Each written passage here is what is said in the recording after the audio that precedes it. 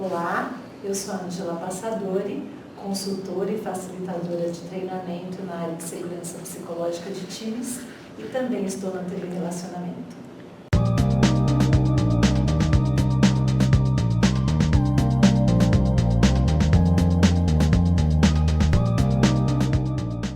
Olá, internautas, iniciamos mais um programa Gestão Executiva. Já tivemos a oportunidade de conversar com esse brilhante profissional em outras ocasiões e hoje ele vem nos brindar novamente com mais informações. Wesley Lins, você é um grande exemplo de empreendedor, né, e pessoa inspiradora. Obrigado, Ken. É uma satisfação e um prazer muito grande estar aqui novamente. Já criamos aqui uma amizade, né? Sim, sem dúvida. Tivemos até a oportunidade de escrever um livro. Isso, exatamente. Em coautoria. Inclusive foi meu primeiro livro. Que legal. Foi em coautoria com você e aqueles outros autores. Sim, também, né? exato. E agora já tenho 5 livros escritos. Parabéns, viu? Parabéns. Mas foi graças a você que deu o pontapé inicial aí para mim. Tá certo. Wesley, eu assim, considero você um eterno aprendiz. Isso daí vem de você, né? Não é pessoas que estão falando, você precisa estudar, não sei o que, não. Você que está, a cada dia você vê novas tendências, você vê uma necessidade de atualização constante. Conta um pouquinho disso daí. Sim, aquilo a gente estava até conversando um pouco, né, antes de começar aqui o podcast. A primeira necessidade que eu percebi foi na minha adolescência, quando eu estava justamente fazendo informática. Okay. Foi quando eu estava fazendo lá o DOS, Carta Certa 1, 2 e 3, eu estava fazendo Lotus, né, que agora é a planilha, né, Lotus 1, 2 e 3. Aí quando eu me formei, Kendi, aí chega o Microsoft com Windows, com Word e com Excel. Eu falei, meu Deus, eu tenho que me atualizar, porque senão eu vou perder mercado de trabalho, né? Sim. Vou ficar fora.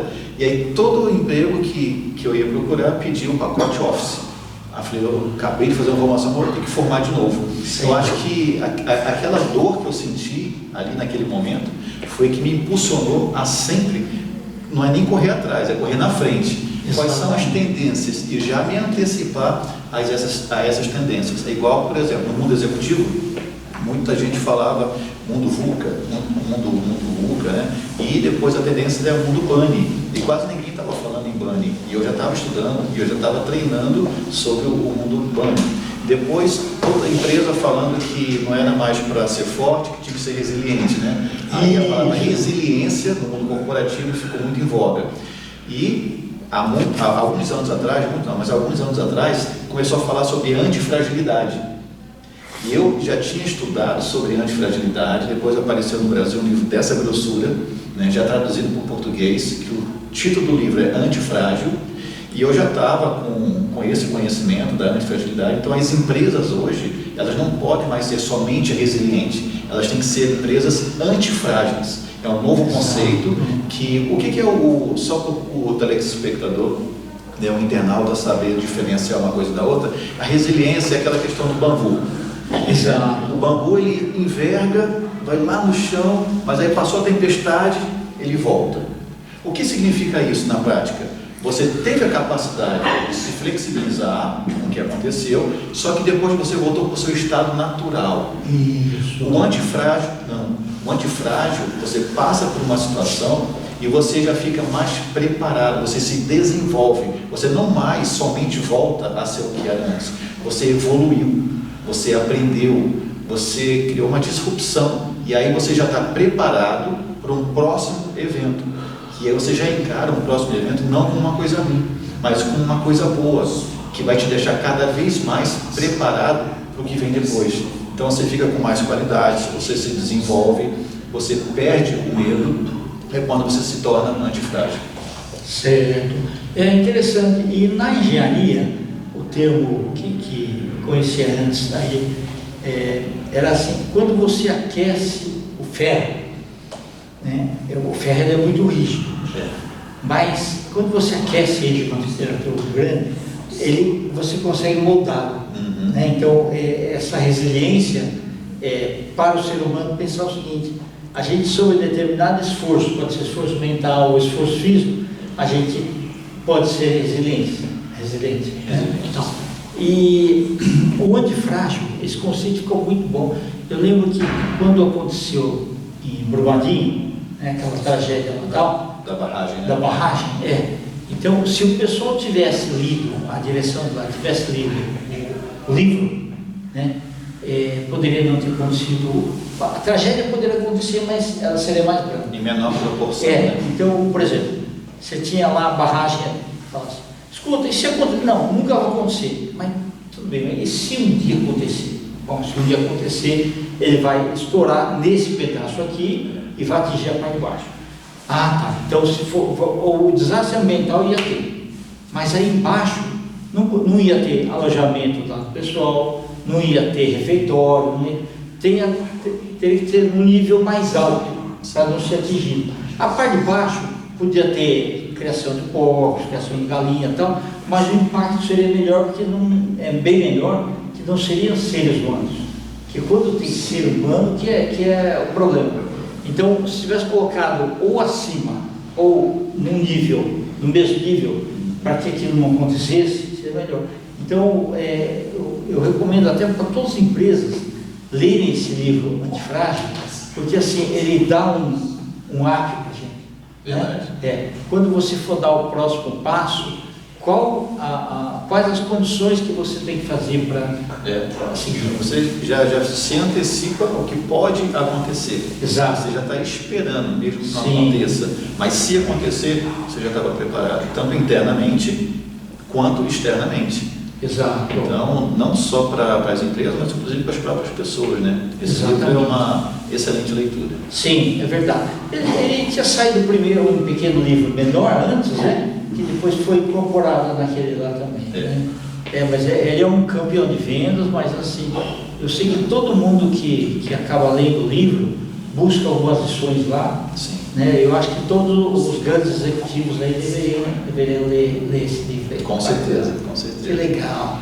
E faz com que a gente tenha aí a possibilidade de entender melhor as tendências, né? Sim, por isso que nós temos que sempre estar se antecipando, né, nas tendências, ficar sempre antenado e buscar o conhecimento, porque senão a gente vai ficando ultrapassado, a gente vai ficando para trás e depois acontece aquele problema de quando sair de uma empresa, for para uma outra empresa, sair de um emprego, for para outro emprego, às vezes não consegue, porque as novas oportunidades, que são novos desafios, de repente exigem novas formações, novos conhecimentos.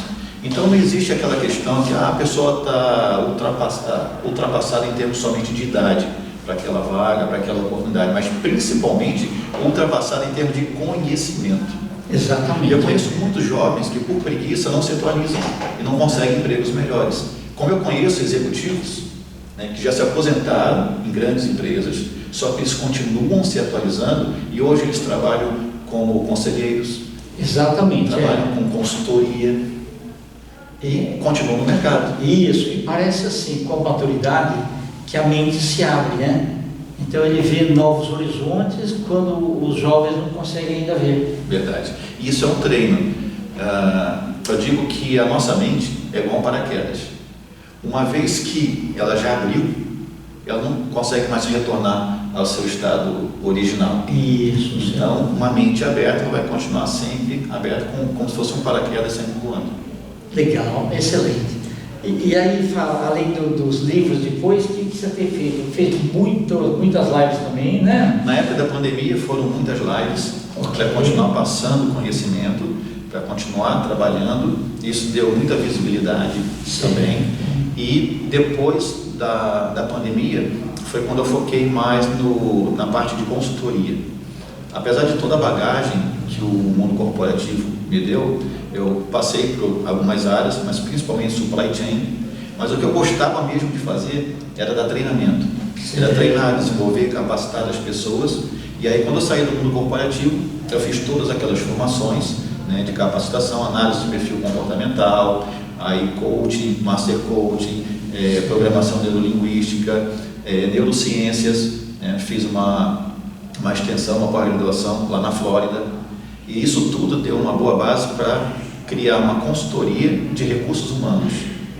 Então a gente entra na empresa, faz um diagnóstico no RH, não a parte de departamento pessoal, né? A parte principalmente de desenvolvimento, capacitação pessoal, né? A gente pega também toda a parte desde a contratação do funcionário, a jornada do funcionário na empresa até a parte demissional.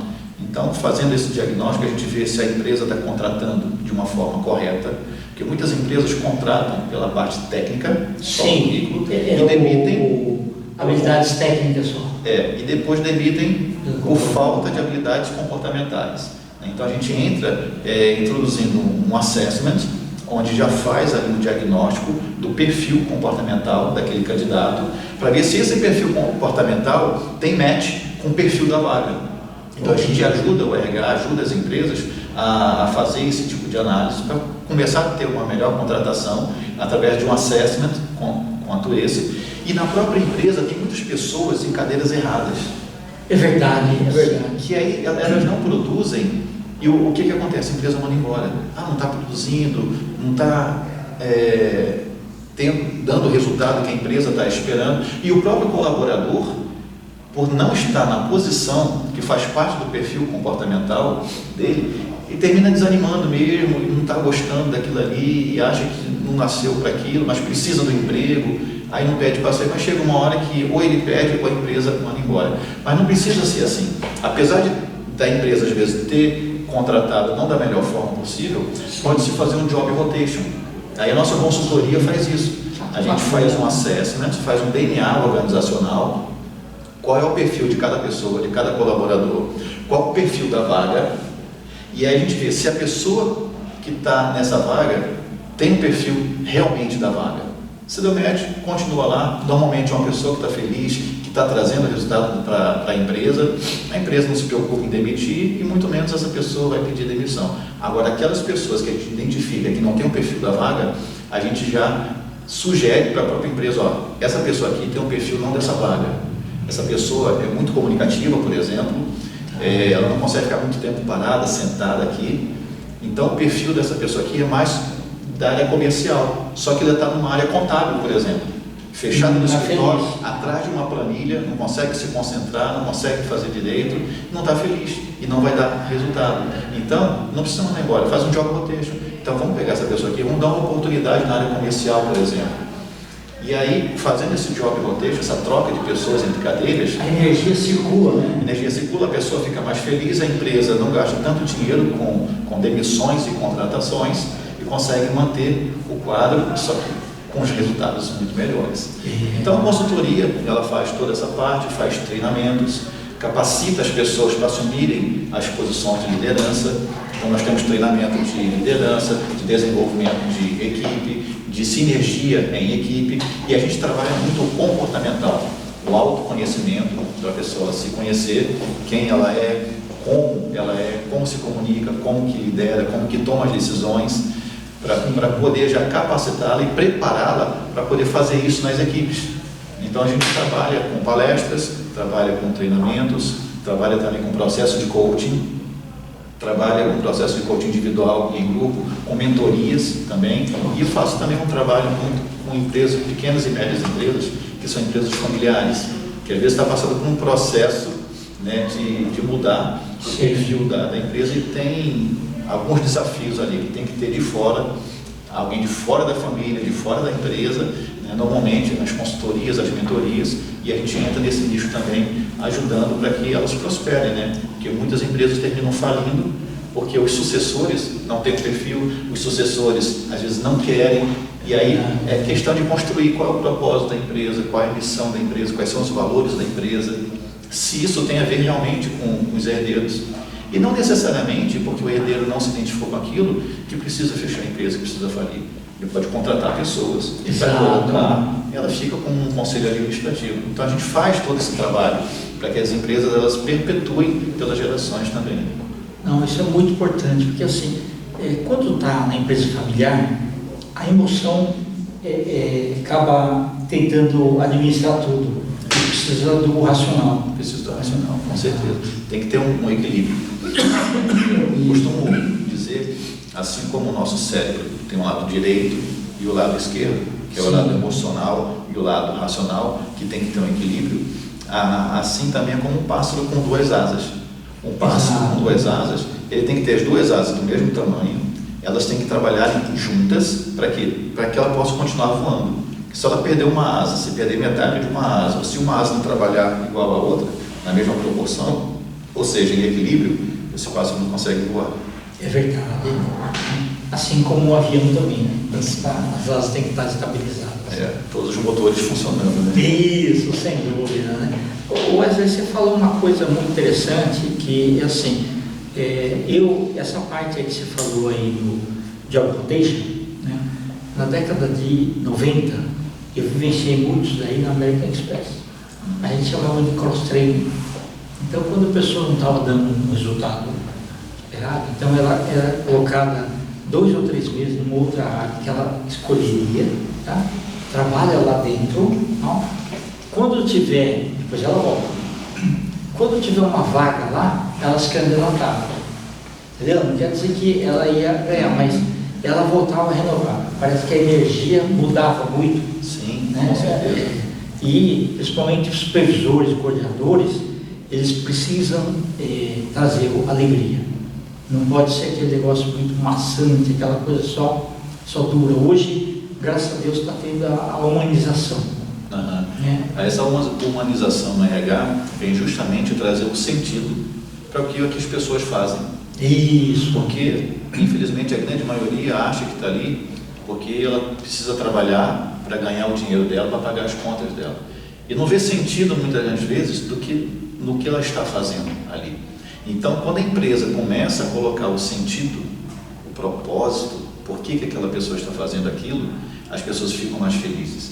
Então, não é o que a pessoa faz, é por que ela está fazendo aquilo. Exato. O que ela representa na engrenagem da empresa para a empresa crescer. Né? Isso, aí tem que valorizar, aí tem que ser muito claro qual é a visão da empresa, qual é a missão, quais são os valores. E aí a pessoa ela fica sabendo que ela está trabalhando por uma causa, está trabalhando por uma coisa maior. E aí todo mundo canalizando essa energia numa mesma direção, aí começa a trazer resultado, a pessoa começa a ficar mais feliz, aí dificilmente ela vai trabalhar. E aí sendo feitos esses ajustes, como Job Rotation, por exemplo, Sim. Contratando melhor, né? Demitindo melhor. Exato. Também. E aí você consegue fazer todo um trabalho para que a empresa continue prosperando, continue crescendo, e não é só pelo dinheiro, o dinheiro termina sendo a consequência. Exatamente. Mas eu fico muito feliz que essa parte aí da humanização, eu me recordo que até os anos 90 era assim, os RHs proclamavam assim, a coisa mais importante que nós temos são os funcionários. Só que na hora do corte, a primeira coisa que cortava era os funcionários, né? Hoje não, faz uma análise do processo, que às vezes é o seguinte, você mexendo no processo, você evita erros, né? Faz um diagnóstico mais preciso, coloca as pessoas no devido lugar e evita retrabalhos, que às vezes tem, né? Coloca a tecnologia que melhor se adapta àquilo e dá mais segurança, então, para as informações gerenciais. Principalmente melhorar os processos. Exato. Para evitar as perdas, né? Não só perda de tempo, mas perdas financeiras. Exato. Retrabalho, que você falou, gasto de matéria-prima, comprar melhor, Sim. Vender melhor, o marketing ser mais efetivo, a equipe de venda ter uma performance melhor. Então, trabalhando tudo isso, você consegue enxugar os custos para aumentar o lucro, para evitar ter que só demitir as pessoas, quando às vezes, na verdade, o problema não é a pessoa. Exatamente. E uma coisa interessante, com tudo isso daí, você vê claramente que aquela parte que era de reclamação começa a diminuir. Né? Quando tudo está funcionando bem, aquele monte de reclamações que vinha, né? Ou pela central de atendimento, ou até por e-mail, chat, alguma coisa, começa a diminuir, porque as coisas começam a fluir. É verdade. Aí toda a cadeia começa a ter essa percepção até a ponta, que é o consumidor final. E aí isso fica muito perceptível. Verdade. Tá ótimo. Wesley, eu queria que você deixasse uma mensagem aí para os nossos internautas, aí, seus contatos. Então, maravilha. Então, a minha mensagem é justamente o início do nosso papo, que você continue se atualizando. Não só por causa de profissão, mas para que você possa estar realmente antenado com tudo que está acontecendo, com tudo que está por vir, para você estar preparado, você se tornar um antifrágil. Isso. Para que a nossa mente ela não fique preguiçosa, nós não fiquemos ultrapassados, porque existem velhos jovens e jovens velhos. Sim, exato.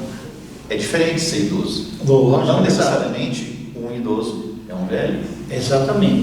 Ser idoso faz parte da cronologia. Agora, ser velho é opcional. É opcional. Então, invista em você, se desenvolva, se capacite, procure pessoas que tenham mais, talvez, habilidades para poder te dar uma ajuda, uma força. Pessoas melhores, reconhecer pessoas melhores. Isso, né? Nos Estados Unidos é tão comum isso, e hoje o brasileiro é tão relutante, né? Então, procura um coach, procura um mentor, procura um consultor, se você é do mundo corporativo, um empreendedor, que aí, com certeza, você vai ter muito mais ferramentas, vai ter muito mais resultados, e isso não é gasto, isso é investimento.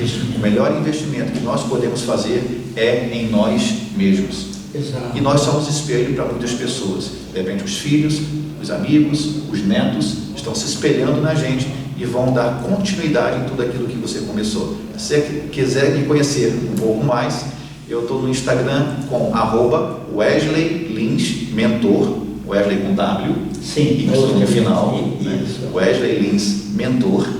E se quiser mandar uma mensagem para mim, para a gente trocar uma ideia, tirar alguma dúvida, meu DDD é 11 98715 8950. Acho que vai ter uma legenda aí, né? Sim, então, perfeito.